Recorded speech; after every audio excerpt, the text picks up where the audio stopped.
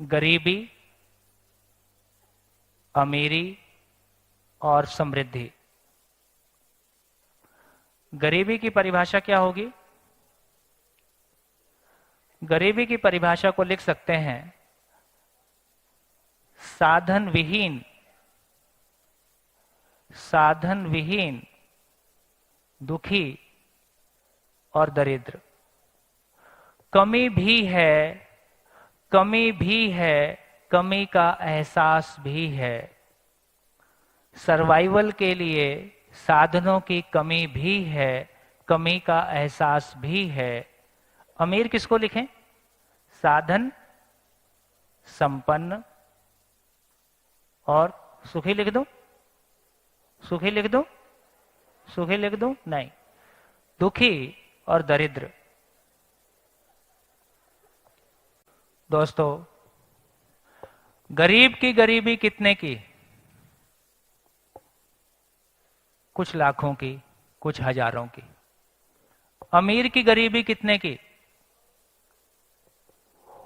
अमीर की गरीबी कितने की? दोस्तों, इसका मतलब यह निकला कि कितना पैसा होने से एक व्यक्ति असुरक्षा के भाव से मुक्त हो जाएगा, इसका कोई रिलेशन है? नहीं है। इसका कोई रिलेशन है? नहीं है। यह भी समझ में आया कितना पैसा होने से बच्चे माँ बाप का सम्मान करेंगे, कोई रिलेशन है? नहीं है। गरीब अमीर होना चाहता है, क्योंकि हमारे पास दो ही मॉडल हैं। जब हम कहते हैं कि अमीर साधन संपन्न है, तो ये स्वयं को साधन संपन्न मानता है कि इसका पड़ोसी इसको साधन संपन्न बोलता है? पड़ोसी बोलता है, वो नहीं मानता है। हाँ, वो मानता होता तो बेचारा फिर ये हाल थोड़ी होता।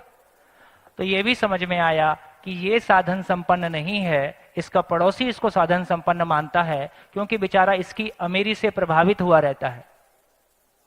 क्योंकि वो गरीब इसकी अमीरी से प्रभावित हुआ रहता है, इसलिए अपनी तुलना में इसको साधन संपन्न मानता है। ये अपनी तुलना में किसी दूसरे को साधन संपन्न मानता है, वो अपनी तुलना में किसी चौथे को साधन संपन्न मानता है। सभी मानसिक गरीबी के शिकार होते हैं।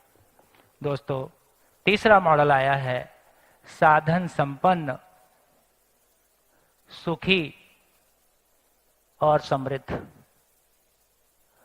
साधन संपन्न, सुखी और समृद्ध, इसको दूसरी भाषा में कहा अभाव का अभाव। अभाव का अभाव। अभाव के अभाव का मतलब है आवश्यकता से अधिक होने का भाव। दोस्तों, हम अमीर होना चाहते हैं कि समृद्ध होना चाहते हैं? समृद्ध होना चाहते हैं, समृद्ध होना चाहते हैं, है ना? हम तो समृद्ध होना चाहते हैं।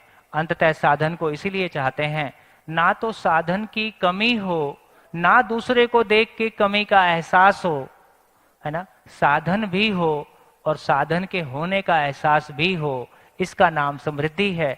तो फिर पड़ोसी की गाड़ी और पड़ोसन की साड़ी फिर तंग नहीं करेगी, फिर दूसरे को देख के अपने आप को छोटा महसूस नहीं करेंगे और तिल तिल करके मरने का काम नहीं होगा।